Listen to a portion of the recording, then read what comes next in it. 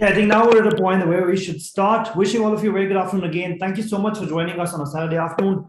We're going to be speaking about the emerging careers that artificial intelligence and machine learning are going to be bringing about in 2025. I think that it is extremely important for all of us to know where the trajectory of the world is headed, where technology is actually going to direct and drive us and steer us towards. I think with the confluence and convergence of so many technologies as artificial intelligence, machine learning, IoT, cloud computing, blockchain, cryptocurrency, technologies like Metaverse, there's so much that's happening that is, of course, and inadvertently uh, going to lead us to a new future that we must reimagine. And why that is super important is because at the end of the day, whatever we're doing in the now has to be in sync with how we envision ourselves in a world which is largely going to be influenced and orchestrated by technologies like AI. And I think a change with technologies as these is inevitable.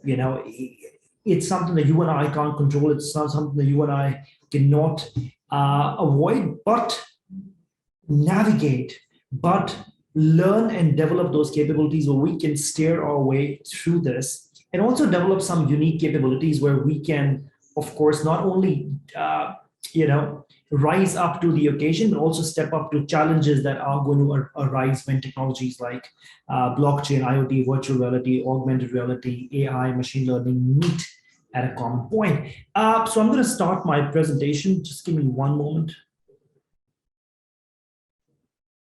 It's called the Emerging Careers in 2025 in the World of Artificial Intelligence and Machine Learning.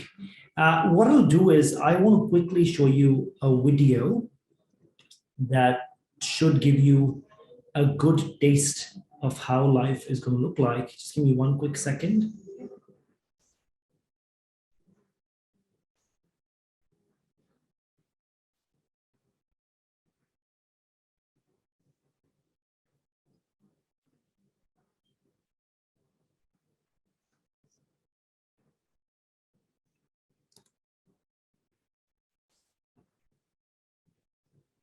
Just going to play the video. Give me 1 second, please.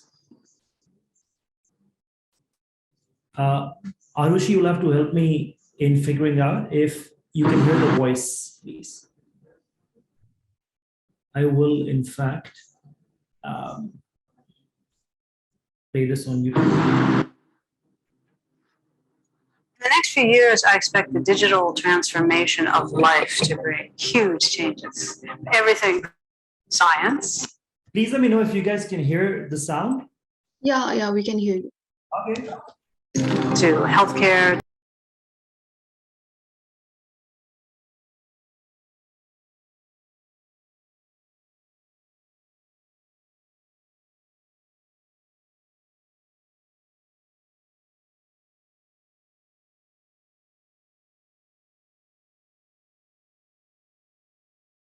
You're on mute, so.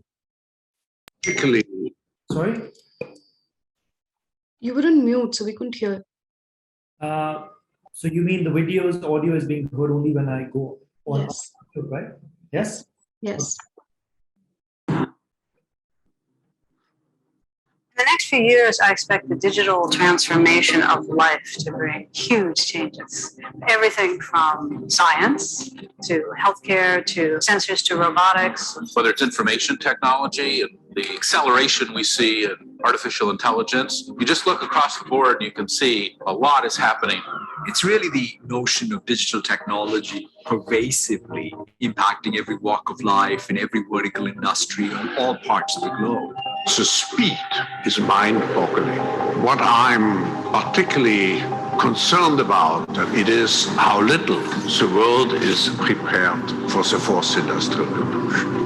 If we are not innovative, if we're not creative enough, it will be very difficult to survive in this century. Countries in emerging markets should take the lead. Mobile platforms will define how fast the fourth industrial revolution will be embraced by the countries. It's very difficult to try to bridge the gap between a borderless industrial revolution that's being governed by different policies and regulations in each territory and country.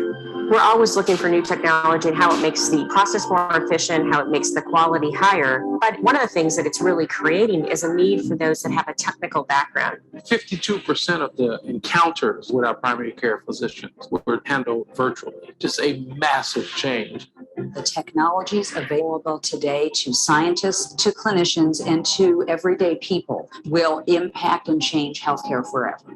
Humans and machines are assisting each other, augmenting each other with skills. Humanity itself will be changed with this superintelligence, and we are at the doorstep of that era. World Economic Forum is in the best position to meet a lot of these challenges that Fourth Industrial Revolution is going to bring. Opening of the San Francisco Center for the Fourth Industrial Revolution really provides a useful platform to bring together the smartest brains who are right at the leading edge of this technology.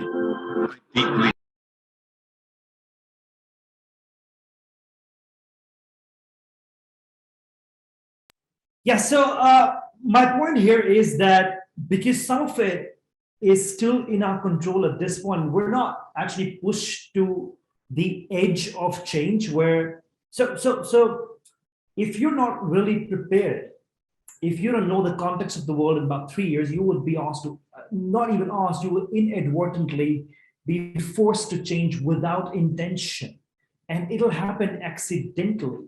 However, when you're more of, you're more in control of your life, when you understand the context of where you're headed, when you understand these skills that are going to be required to navigate this new version of the world that we're going to be seeing, you're going to be more than ready than ever to actually understand what kind of skills should you amass at this point. So here's the point. How likely is a robot, going to be to take your job? Here's how the future of work in 2025 is going to look like. And with respect to this, I'm only putting forth a context to how the world's going to shape up in the next 3 or 4 or 5 years. 65% of the jobs. So all of this insight is extrapolated from the World Economic Forum's Future of Jobs report. I'm sure you are very well acquainted with the World Economic Forum. It is the single most credible organization in the world for economic statistics. And so 65% of the jobs in 2025 do not yet exist. Can I know by raise of hands, how many of you know about this concept called Metaverse? Metaverse. How many of you know about this concept called blockchain? How many of you know about this cryptographic currency called Ether? I'm sure all of you know what Bitcoin is, but you guys know Ether, right? How many of you know about this company called NVIDIA? NVIDIA is actually the helm of creating Metaverse. And so many of these things are coming new, they're confluencing, they're converging. And so 65%, when I say 65% of everything that will, that every job that's going to be existing is not aware, is not there at this point, it simply also means that we don't know the sort of capabilities that it is going to be requiring. 97 million, almost 9.7 crore jobs are going to be anew. You don't know what job roles are going to be there, because this is going to be with an increased division of labor between humans, algorithms, machines. There are smart factories set up across the world that are extremely dependent on machines. 8.5 crore jobs are going to be rendered obsolete overnight. Some of this is happening already. So you're very much immersed in that stage where a lot of disruption is taking place, where a lot of change is taking place, and 50% of companies are going to internally move out, lay off workers because of automation and augmentation on the jobs. You've already seen these videos. Now I'm going to take you through some of these enterprises that are, already in place in this world. And I just want you to know that, hey, this is something that somebody your age is doing in the United States.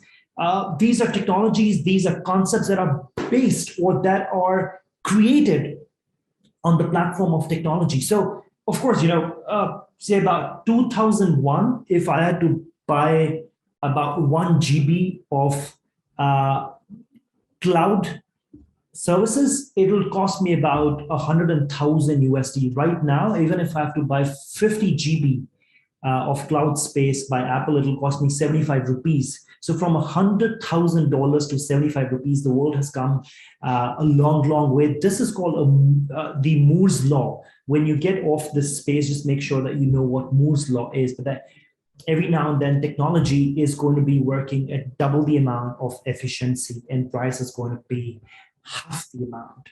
This is how the world works. And so because you and I have the same access to the same kind of technologies, AR, VR, AI, ML, IoT, cloud computing, DS. But then there are other folks across the world who are using the same technology to create a much better world. I think entrepreneurship, in my mind and my idea, is how do you solve complex problems on Earth by using the same set of resources that are available to everybody else. So here's a startup that I wanted to speak about. This is called Wyome. Wyome so this is a US-bound startup. What they're doing now is they make sure that they use precision biomarkers and predictive analysis and actually claim that they will reverse illness. That cancer, heart diseases, any chronic disease that is life-threatening can be reversed. They promised that, and they did that already. So they've got so many biomarkers that can actually predict that in this genetic line, that in this family, what illnesses are supposed to inevitably happen or be diagnosed with. And so they start producing drugs that can work in a reverse engineered way. That is what they're doing. So what they're doing is making use of a concept that is called machine learning, through which they do predictive analysis. And then they take up a concept called bioinformatics and health analytics, which is why they are, what they're doing is they're trying to supply or source pharmaceutical companies with as much data, numbers, analytics that can actually help them produce better drugs that can reverse illness. How many of you know about this concept called Hyperloop? This was recently tested from the Bangalore track, where from the Bangalore airport to the Bangalore city, it takes 9 minutes. Hyperloop actually uses a concept. So first, I just want to know, how many of you know about Hyperloop?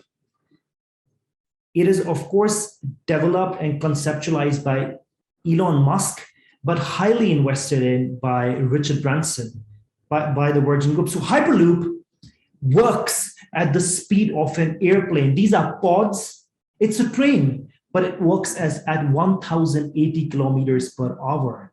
A simple metro in Delhi would be about 120 to 180 kmph. Even smaller planes will move at about 600 miles an hour to 700 miles an hour. So that's the concept that I'm speaking about. So Hyperloop uses magnetic levitation in a low pressure tube and ensure that, they build a track where the aerodynamic drag is less, which is why it moves like that. These are pods. This is what's happening. This is how the world is using technology to advance and solve complex problems in this world. How many of you know about Musk's company called the Boring Company? What Boring Company does is so 40 feet down from a normal city road level, 40 feet below, they're using magnetic pods to make an easy pathway, to make an easy thoroughfare for cars, for pedestrians to actually cross at a much high speed. So this should go about 120 to 180 miles an hour. That's what the Boring Company is doing. Then there's this other startup called Moon Express. What Moon Express is doing is they're the single private entity in this world that can actually orbit the Earth, and they're mining the moon right now. So Moon has an important abundant resource that is actually called helium-3. Helium-3 is a very minor constituent of the moon's surface, but it produces valuable byproducts in abundance. So helium-3 can actually give birth to solar, wind, hydrogen. That is enough by itself to fuel Earth to moon transportation, plus to support human life at the lunar posts. So it is that sort of, I mean, there is, so by fusion of the solar, wind, hydrogen, it's enough energy to actually move between Earth to Mars, Earth to moon, and to power life on Mars or moon. It's to that extent. So I'm saying in this world, all of this is happening.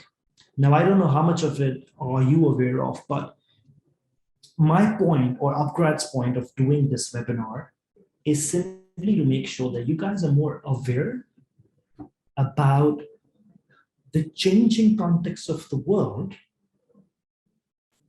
and what must you or I study or develop skills or upskill myself in, or pick up a course on, or develop more experience on, looking at this. For example, in a world which is largely dominated by technologies and blockchain, cybersecurity is inevitably important. Artificial intelligence experts are inevitably important. Machine learning experts are inevitably important. Data analysts are extremely important. While I'm not rejecting the notion that human-computer interaction needs as much of human mind, human IQ, these social skills, I am just overvaluing the fact that in about 3 years, because so much is going to change, you must know the context, and that is the only job I have. So I'm just going to run you through the context. Right after the slide, I'm going to take you to the World Economic Forum's Future of Jobs report, where you actually see the top 10 courses to pick, the top 10 job roles in 2025. And there's this concept called job clusters, and every skill. So here's what, after you're done with the space, so while I present the report, just keep taking screenshots. And while you take screenshots, when you go back after my space is done, make sure you list down the skills that you have. When I present to you the top 20 skills in the world that are going to be valued, in terms of your human capital, make sure that you juxtapose your skill set and see how relevant are you going to be in 5 years. But what I also want you to do is see how many of your skills are rated, how much on the skill penetration index.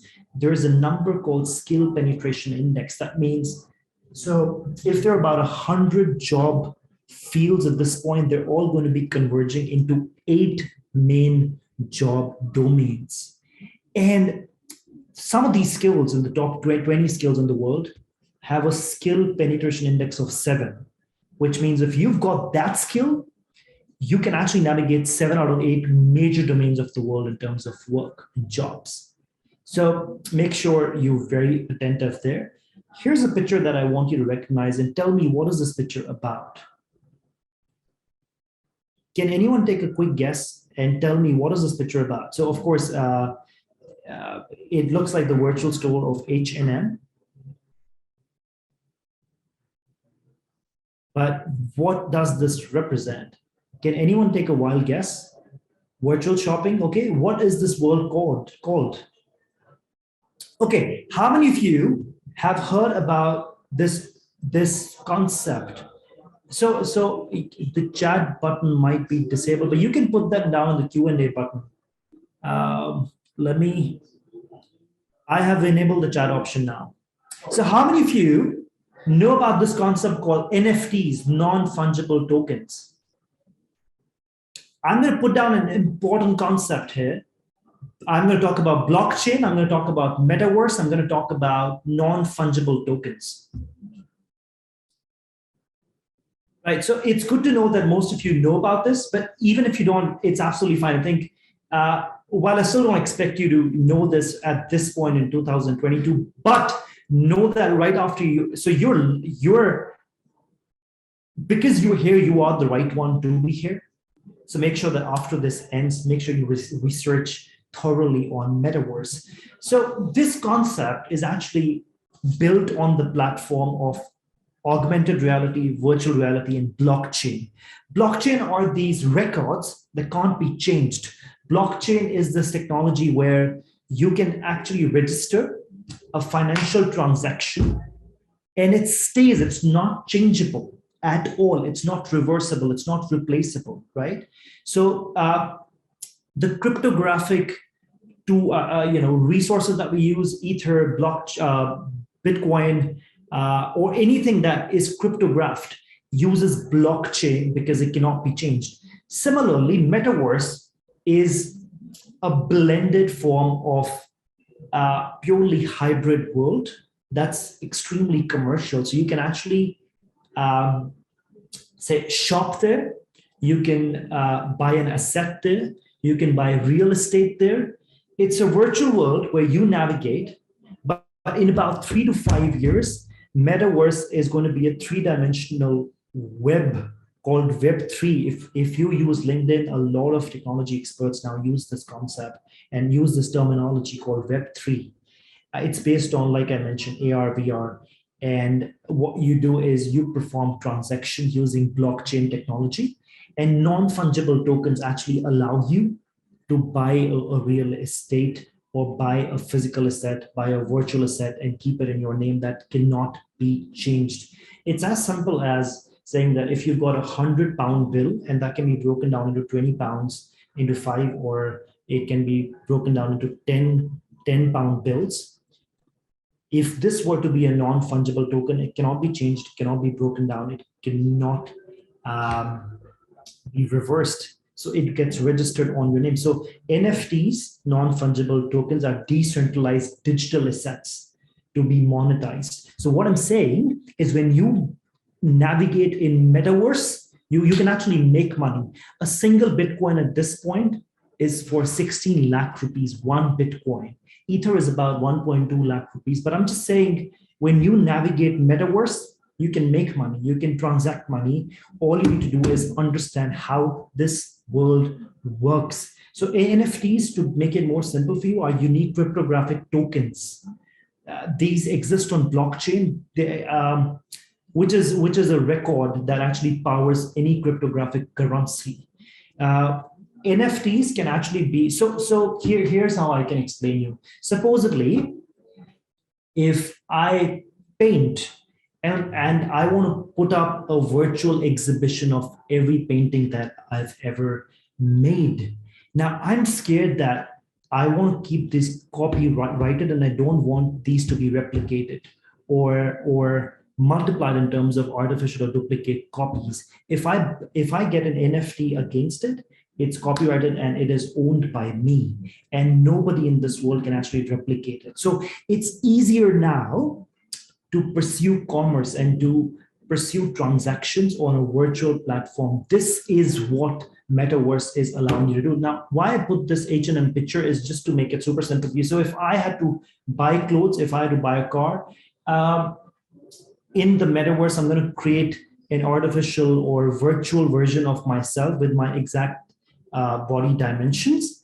And I can actually go and use this virtual store and see which shirt or which pants will look good on me and how do they fit my body shape, the exact body shape that I have. And I can actually transact things and they will be shipped to my house.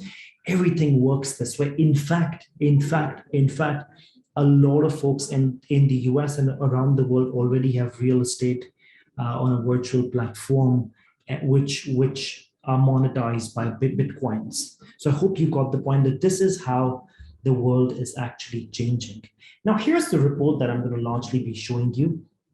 It'll have the emerging job domains. It'll have emerging fields, top skills in 2025. It'll have the care economy and the green economy. Well, the care economy is a machine-driven economy.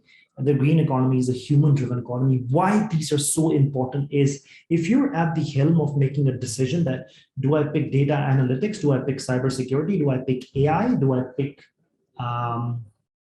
let's say bioinformatics? Do I pick up an MBA? This report is going to give you those answers. And of course, I'll talk more about cross-cutting skills and skill penetration score of each of these skills. So which single skill can actually cut through and get into the major 8 domains that the World Economic Forum has largely established and is certain. So just taking you to the reports. Hope you guys can see my screen. I'll just go full screen from here. So at this point, we've got about 25 or 30 different source job families. These are families that exist in the now. In about 2022, this is what is happening. You've got engineering that fills up the maximum of job sector. Then you've got marketing, then you've got IT, then you've got human resources, then you've got sales, media, and communication. Now, I can see that most of you are wondering that where are all of these lines going? These lines are going to the destination job or the major job domains that are going to exist in about 5 years from now, right? So the more connections that you see, this means that, so the thickest one with the most amount of connections is the most relevant field in about 3 years from now. So, and the ones with the thinnest part don't necessarily mean that they're not relevant, but this just means that the little connections that they have, it may mean that a lot of it is going to be augmented and taken over by technology. So here are some of them. Entrepreneurship. So entrepreneurship is that one field which will go almost everywhere because it's not necessarily a job family. It means entrepreneurship is just resourcefulness. Then you've got legal, healthcare services, military and protective services, community and social services, finance, arts and design, administrative, education, support, quality assurance, operations. So these are the, sorry, give me 1 second. These are the 8, yes. Sorry, I'll just have to reshare this 1 second, please. There you go. Yes. So the major 8 job domains are going to be cloud computing, engineering, people and culture, data and artificial intelligence, product development, sales, content, and marketing. These 8 are going to be the primary fields that are going to exist in 2025. And almost every single division that you see here, every single division, these are ultimately going to be coalescing into these 8: marketing, content, sales, product development, data and AI, people and culture, engineering, cloud computing. Now, one might wonder, where's education or healthcare going to go to? While medicine is still going to be existing, a lot of these 8 necessarily mean that if you've got these skills, you can navigate the medical world. Max hospitals across India are already using a lot of robotic surgeries. They're wielding technology and automation to ensure that the precision of surgery outcomes is higher, right? So what I mean is engineering is pretty much going to cut through medicine and surgery. When it comes to data and AI, companies like Viome, which I mentioned to you about, are actually going to be making enough drugs so that you don't need to repeatedly,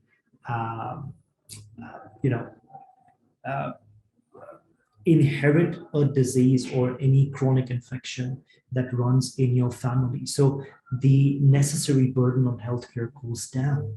So a lot of these things change as you have more predictive analysis, as you have more biomarkers in the world, as you've got more cloud services in the world. A lot of these problems are actually going to be fixed. Taking you to my next slide. So remember, so the skill penetration index necessarily means that if there's one skill, supposedly if it is business management, how many, so the number 4 necessarily means that how many of the 8 job domains is it cutting through? This necessarily means that how relevant is the skill going to be? So the product marketing skill is one of the most highly valued skills at this point, because if you have that experience, you can actually manage or develop a medical product or a tech product or an education product or a finance product or an AI machine learning product. So this would mean 5 out of 8 can be cut through. Digital marketing, 5 out of 8 can be cut through content, data AI, marketing, product development, sales, software development lifecycle. About 5 can be cut through. So I'm just going to take you through some of these skills: information management, graphic design, social media, technical support, retail sales,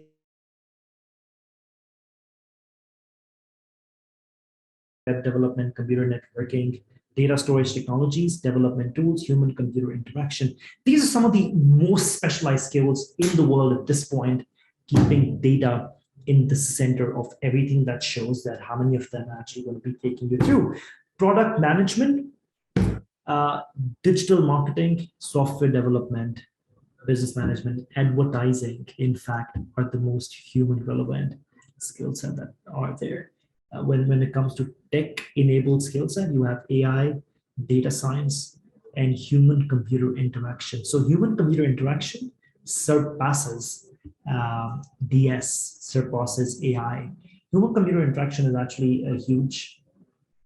So AI, machine learning, DS actually enable this, but the point is that it is a stack of skills with which you enable HCI, human-computer interaction, right? Let's go to the next slide. So there are two major economies that exist in the world of 2025.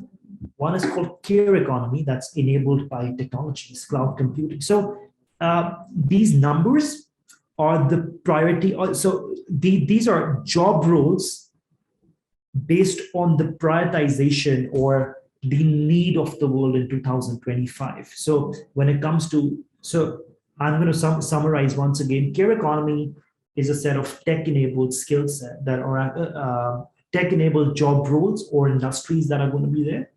Green economy is, now this is the most important part, pay attention to this. Green economy, now I want to, sort of reject the notion that because there's so much disruption by AI, machine learning, virtual reality, or augmented reality, human skills are not really going to be valued. That's absolutely untrue. There are still so many skills that you can't replicate with the machine. The power of creativity, the power of imagination, the power of recalibration, the power of a human being to solve a complex challenge, the power of an entrepreneur to bring together resources and make a resourceful solution to it, the power of a vision. So here are some of the human roles that are going to be existing in 2025.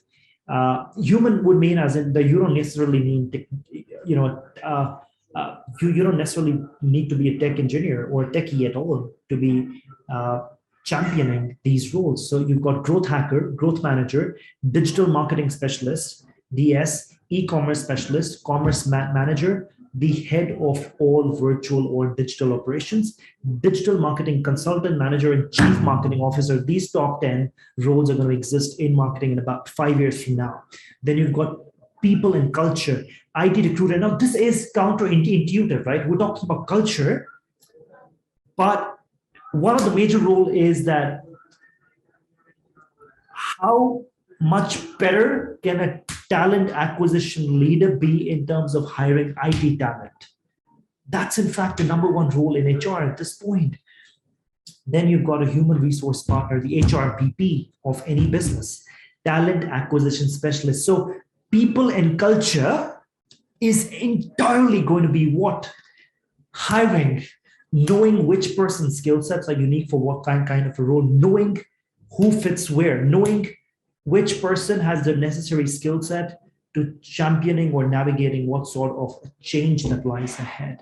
So where did all the HR stuff go? It's replicated by technology. How many of you have heard about the startup called Darwinbox?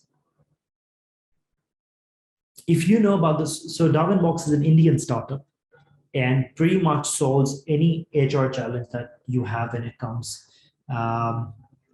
to figuring out your salary slip, trying to figure out your attendance, trying to figure out how much taxes are going to be deducted, figuring out how are you being compensated, figuring out how much of team size does who have, who has been appreciated the most on, in the firm, if it's a large firm. Almost every challenge is taken care of by technology. Where did psychology go here? Apparently doesn't exist. Remember, one of the main 8 domains was content. One of the main 8 domain was cloud. Everything happens on cloud. You reach the smallest of businesses across the world. If it's a psychology clinic, if it is a doctor, if it's a healthcare entity, you can reach at any time in cloud. Then it comes to product development, owner, quality assurance, agile coach, software quality assurance, product analyst, quality assurance. This is something that machines can't do. They can produce something for you. They can't actually use it and see what works where. They can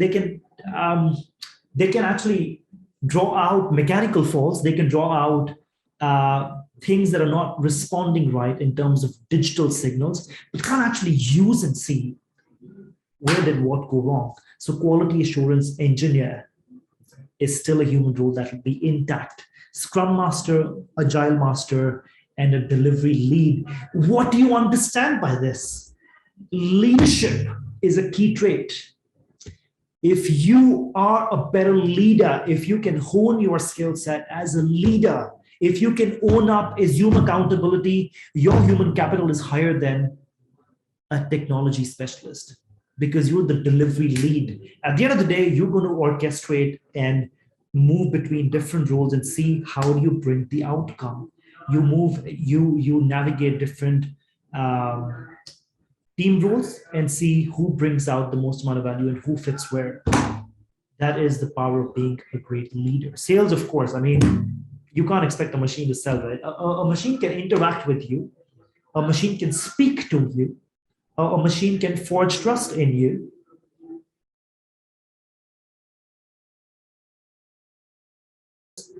But a machine can't cement things.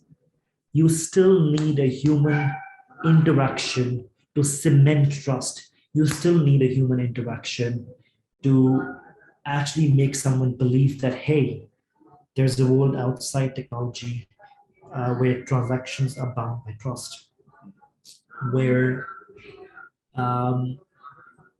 human computer transactions or virtual transactions are enabled by the fact that there's conviction in terms of social context, that hey, I know this firm and I think anything I buy from them is going to be great because I know the vision behind them. And a machine can only go so far in socially making you accept a vision or a mission. So your buy-in to a product can be controlled by a technology, but your buy-in into a vision has to be orchestrated or brought about by a human being, because human beings still are largely influenced by how we socially develop a perspective towards things. Then it comes to technology. We've got cloud computing. You can take a quick picture of these slide: site reliability engineer, platform engineer, cloud engineer, DevOps, cloud consultant, DevOps, content production, social media assistant, coordinator, content specialist, content producer, content writer, creative, copywriter, fiction or non-fiction, any sort of author never goes out of job.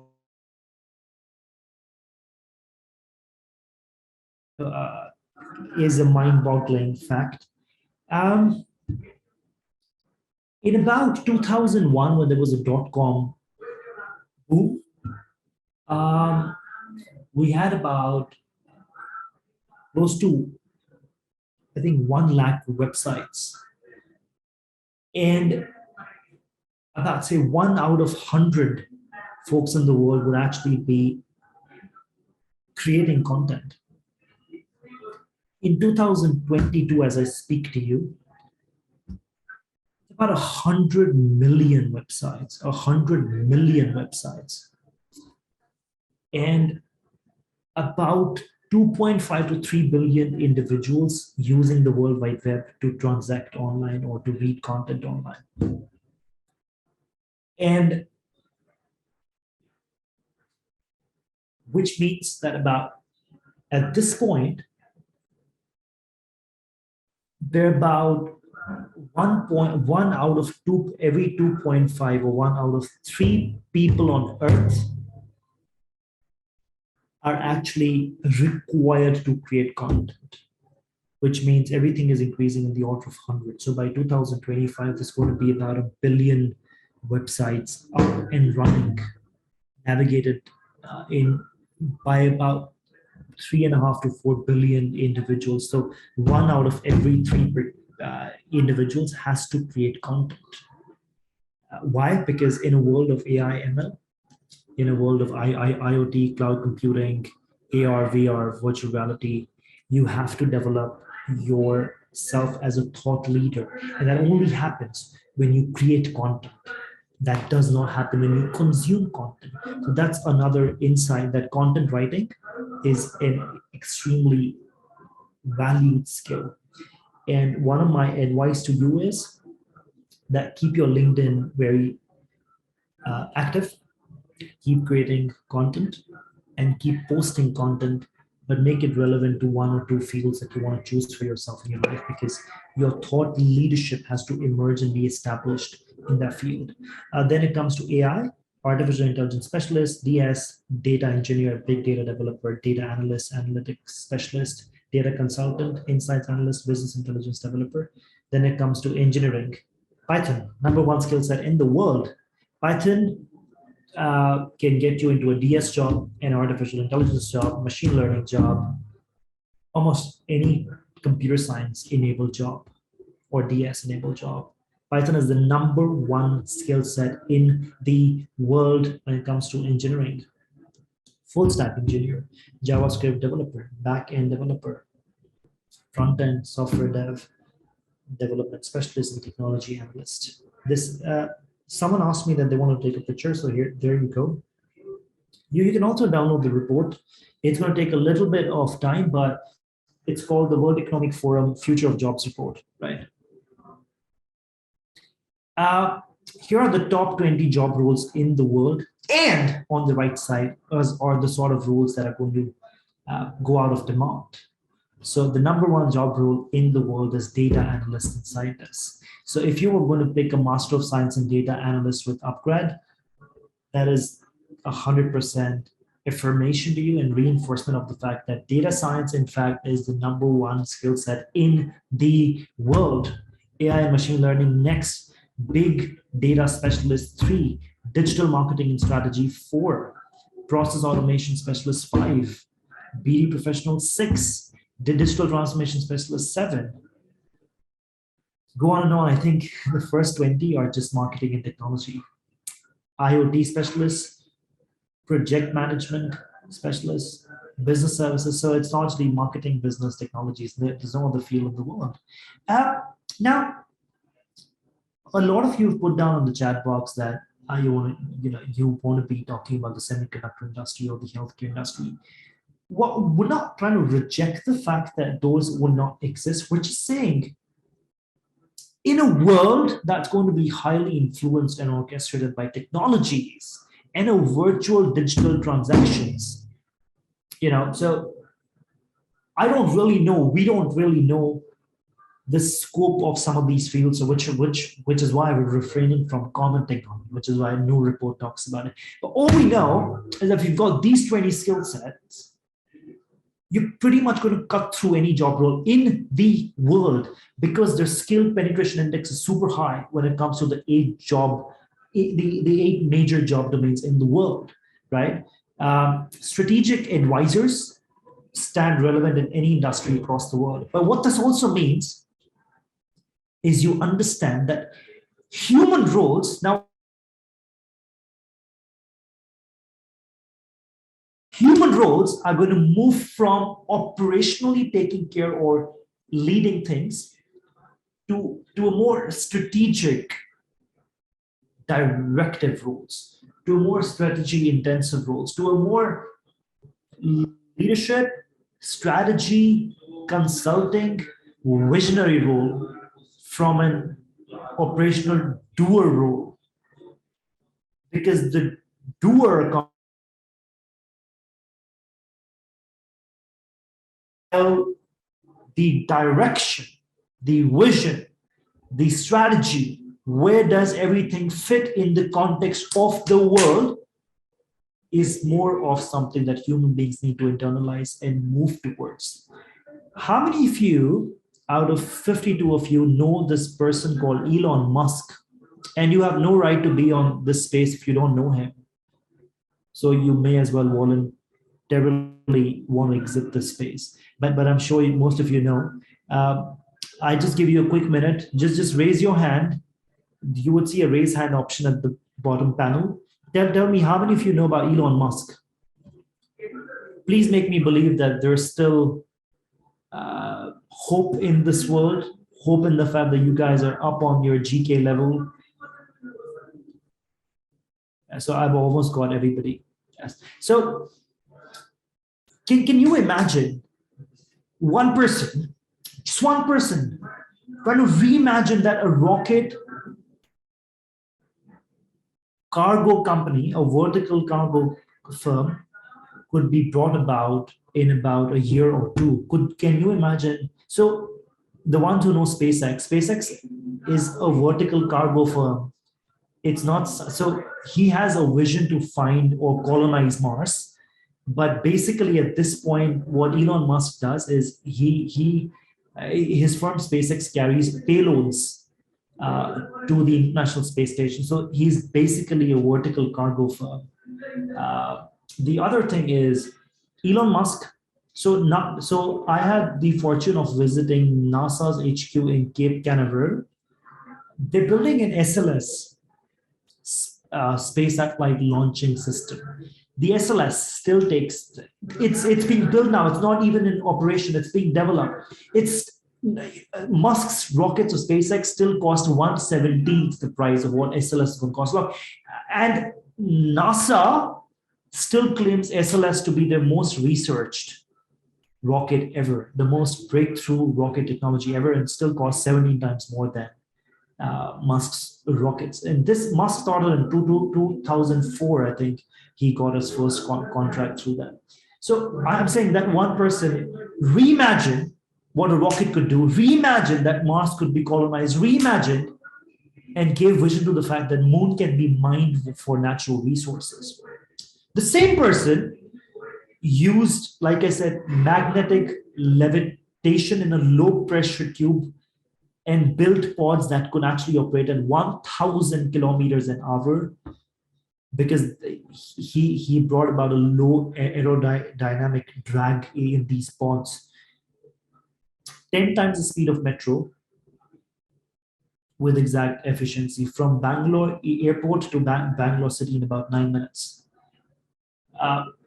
The same person revolutionized cemented ties and embedded solar cells in them. So almost every roof by 2026 of any American home is going to be full of solar cells embedded in each cemented tile. What does this go on to tell you? That the most important skill set is being a leader, whether good or bad, whichever way he is, I don't know. I mean, I have friends that work for him. I know that he's a very strict boss.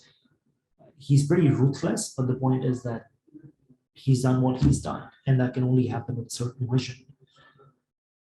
But then the other important skill set that I want you to, bring your attention to is management and organizational analysts, is organizational development specialists.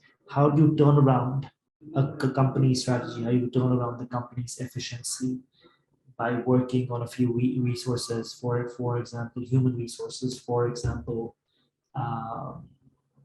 the company's finances, the company's investments, so on and so forth. These are some of the job roles that are going out of business. You've got administrative executive secretaries, accounting, bookkeeping, clerks, material. So like I said, all operational stuff. Customer service workers out of business. Bots are going to replace them. Cloud interactions with employees are going to be replacing them. Financial analysts are out of the picture. Relationship managers out of the pictures. you just don't need a person to just stay in touch. Machines are going to be doing that. Automated mailers are going to be doing that.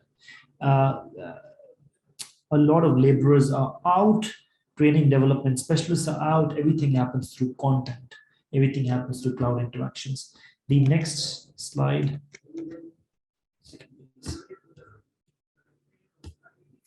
One second, please.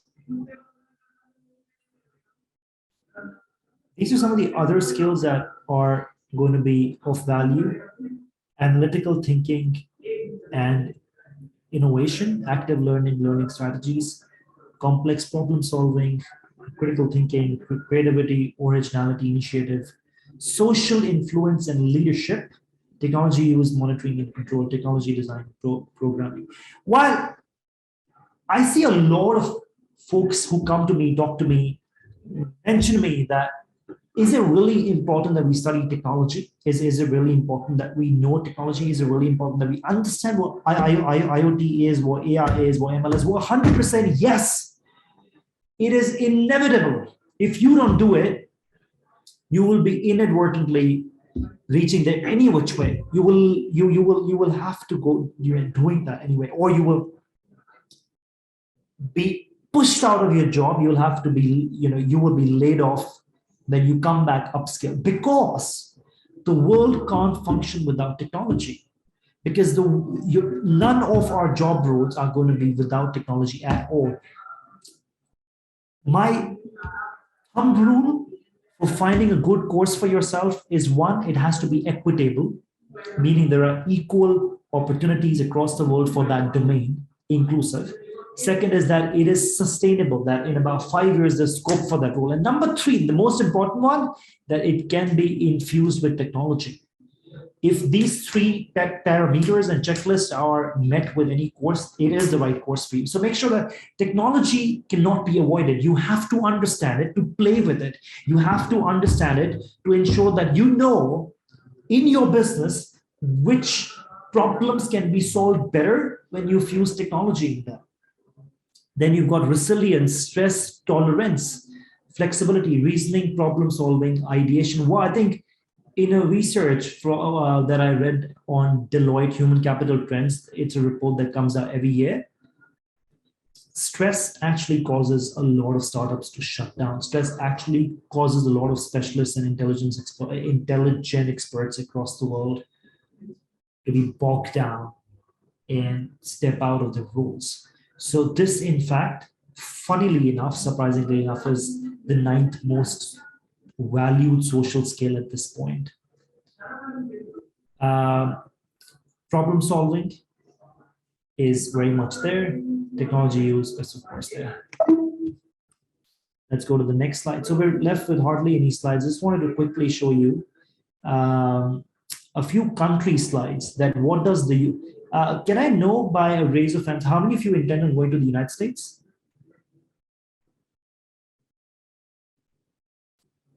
Sure.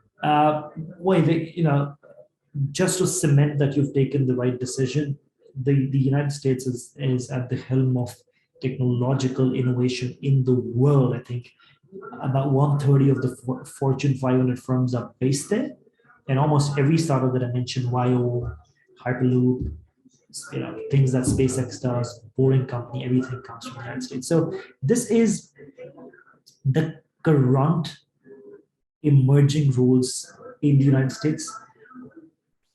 If you go to the United States to pick up AI and machine learning, you're going to be highly valued in terms of their ability to retain you as a talent. Data analysts and scientists, IoT specialists, digital transformation specialists, process automation, project managers, information security analysts, digital marketing and strategy specialists, and business development professionals. These are the emerging skill sets that are there in the United States at this point. Analytical thinking, active learning strategy, complex problems. Here's something that is increasingly something that should get your attention. There's a subject, so machine learning mostly will have predictive analysis, predictive modeling, linear regression, deep learning, and it'll have a course called natural language processing. natural language processing. 93% of the firms in the US have actually already adopted this. Cloud computing, 96%. So my intention of mentioning this is if you are a machine learning expert, imagine the scope of your employability in the US. If you're a cloud computing expert, imagine the scope of employability in the US. I can show you the Indian graph as well. Not sure how many of you would be interested, but I just want to show you.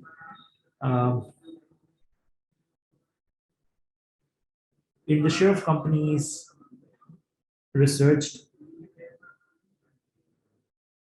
AI or data analytics is still being used by about 88% in some form or the other. Some of it is conscious, some of it is not, some of it is indirectly happening for them to reach a better, more informed decision. There's still a long way to go for e-commerce to be established in India. And India currently needs more or less, the only change between the US and India is India currently values a lot of fintech engineers who understand and can navigate the world of blockchain. Just the final slide that I wanted to show you, just wanted to show you for some of you who want to go for healthcare. In healthcare, I just want to tell you what kind of skill sets are going to be increasingly valued. Bioinformatics, social science research assistant, IoT specialists, biologists and geneticists, marketing and strategy specialists, information security analysts. So cybersecurity is one, of course, on the rise. This is how key job tasks are going to be augmented in the field of medicine. Information and data processing, the only left out share is going to be 34%. So out of 10 things that a normal hospital does, only 3 things will be done by human beings. Complex and technical activities in medicine, surgery, only half of it is going to be done by human beings. Administering, there's still about 48% being done by machines. Communicating and interacting. Now, take a note of this. Communicating and interacting, 68, almost 70% is still human beings. Developing, managing, advising, 70%, of course, I made sure that you know that that is a human job. And finally, reasoning and decision-making, the need of a doctor to take a final call, 60% is still with human beings. So that is largely what I wanted to bring your attention to. Digital marketing, is pretty short. So we can go to education though. Here's how education is going to change. Like most of the reasoning is still human beings, communicating, interacting is still human beings. Information data percent. So in most of these fields across the world, information is going to be largely moving to machines. And so here are the emerging jobs in the field of education. We've got vocational education, teachers, wet. Surprisingly, I think I want to draw your attention to this. A lot of short courses are on the rise. A lot of vocational education is on the rise. I think Australia was the pioneer in this. A lot of wet courses will take you about 6 months to 1 year and you're job ready. A lot of wet courses will take about 9 to 10 months and you're job ready. So vocational, which means not much of theory, but more of active, practical skill set that solve existential challenges, whether mechanical or operational or mundane stuff, but it's on the rise. Then you've got university higher ed, and then you've got strategic advisors, robotic engineers, management, organization analysts, information security analysts, DS, so on and so forth. So that pretty much brings me to the end of my presentation. I'll start addressing any question that you guys have. Could you please talk about industrial organizational psychology? Well, yes, I think organizational psychology would largely mean that you are a psychologist, but you're doing it in the business context. It means while you're incorporating 3 or 4 key things, one is called D&I, diversity and inclusion in a workplace. You're bringing more equitable access of technology in a workplace. You're ensuring that employees, so every process, every strategy, every directional or strategic or contextual change that a company is bringing, how is it going to psychologically affect employees? What makes more sense in the business context? And how does it need to be flown down? How do rewards and recognition take shape? How does a cultural change reinforce the implementation effectiveness of a change in strategy in your company? So organizational psychology is more broader in terms of where it gets applied. It pretty much allows you to cut through any domain. So it's a pretty cross-domain skill. I think I would recommend it any day over behavioral psychology. I think organizational psychology definitely has a great role to play here. What is the scope of healthcare management, hospital administration, psychology, dental hygienist? You asked me a lot of things, but I think largely surgery or medicine still retains the importance and significance that it generally has. It's just that you need to be more of a tech-enabled workforce member in about 2025, where the role of health and analytics or bioinformatics in a medical field, and you can bring more efficiency to medical outcomes. You can bring more efficiency to medical procedures by ensuring that what parts of the hospital can you make more tech enabled to increase the precision of outcomes for someone who is using your services, right? So fields like dental hygiene, and of course, like I mentioned, they've retained their significance, but there are more data and biomarkers than ever before in your, that can actually be embedded in the human body, that can actually predict at what time do you need to change what. I, in fact, read about this chip. It's a pill that goes inside your body. That pill has an AI activator that constantly measures the role of enzymes in your body, that constantly monitors your biological activity. And the moment something goes wrong on IoT, it shows up on your phone.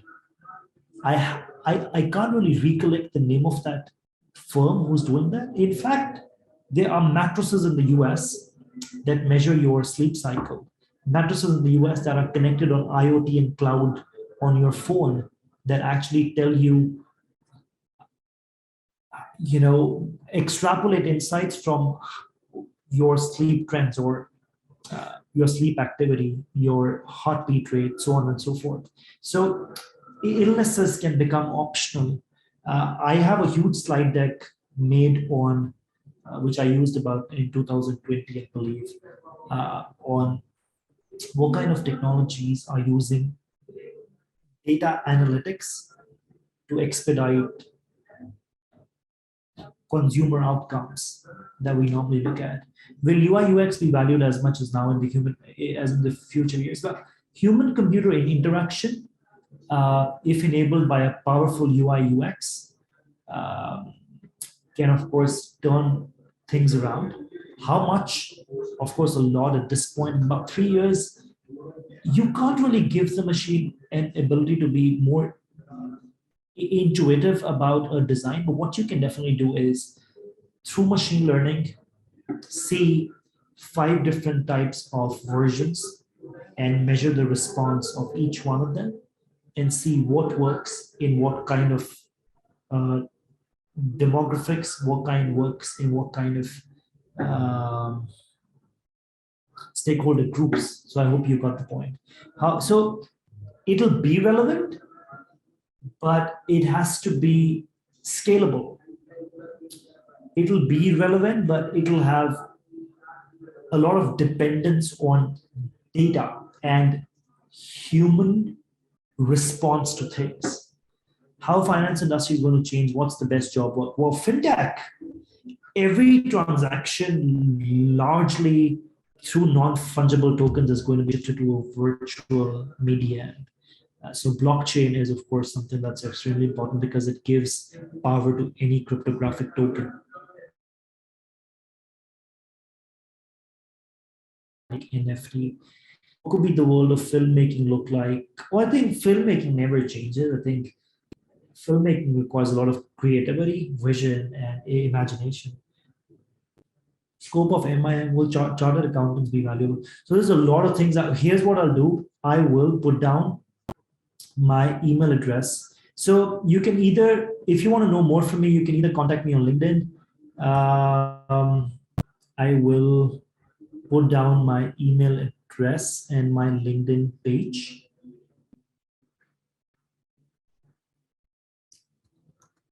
It's praneet.singh@upgrad.com, and my LinkedIn would be linkedin.com in Praneet S.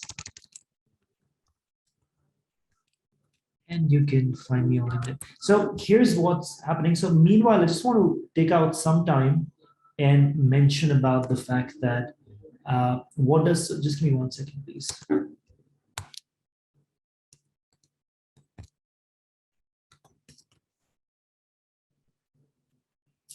I'll just give you the correct URL of, sorry. I'll just give you the correct URL of my LinkedIn page. I missed in, sorry. There you go. So here's what upGrad really does, I think, to help you make a more informed decision. We've got courses in the US on MS AI, MS Cybersecurity, MS Data Analytics, MS Bioinformatics, MBA in STEM fields, which actually allow you to develop STEM proficiency. STEM is science, technology, engineering, mathematics, and lets you choose some of the most new age courses across Ireland, US, UK. UK will mean Britain and Scotland both, and finally Germany. In bachelors, we've got Australia, Germany, UK, US, Canada, and soon we'll have Finland in both masters and bachelors. And so you can begin the initial coursework in India and immediately move after a semester, immediately move after 8 months. So what the benefit of upGrad is, if you're thinking, hey, you know, I've never interacted with technology, I've never learned Python, I've never learned some of these technologies that I just spoke about, the most important thing to note right now is we let you do a part of the coursework in India, and so you develop the initial base skill set in Python, machine learning, deep learning, linear regression, predictive modeling, natural language processing. Everything is done here. So by the time you reach your university for MS, 3 or 4 courses are waived off. But that also means that you're much more successful. So with upGrad, we allow you to move from BBA to technology, BA to business or technology. You know, so anything you might have had in your background, in your bachelor's, you can actually move to technology enabled courses. Some of this would also mean in a Master of Science in IT, or an MBA in IT, or an MBA in business analytics, or an MBA with specialized studies in health informatics and health analytics. So much of it is something that upGrad does. For bachelor students, of course, we've got about 100 different courses in analytics, AI, robotics, and whatnot.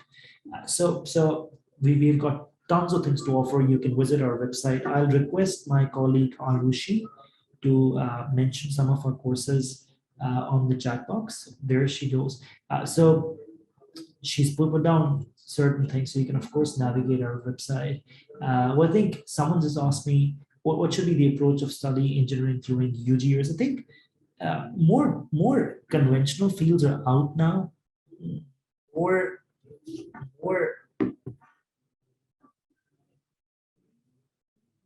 fields like mechanical, civil engineering, biotech is actually infused by so many new fields. For example, mechanical is going to be replaced by mechatronics, robotics, AI. Civil engineering will will have an increased usage of machine learning, will have an increased usage of AI. There's so much that you can bring about with the increased use of sensors, AI engines.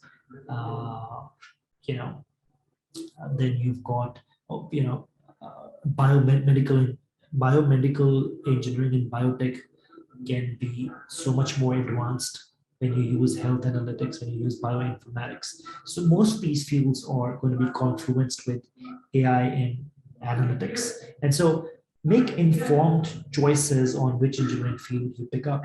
I know I've got a lot of questions. Software engineering be valuable 100% yes. What do I do to get better pay? I think, see, so your pay cycle or your worth in the market, your salaries in the market, uh, everything depends on your human capital.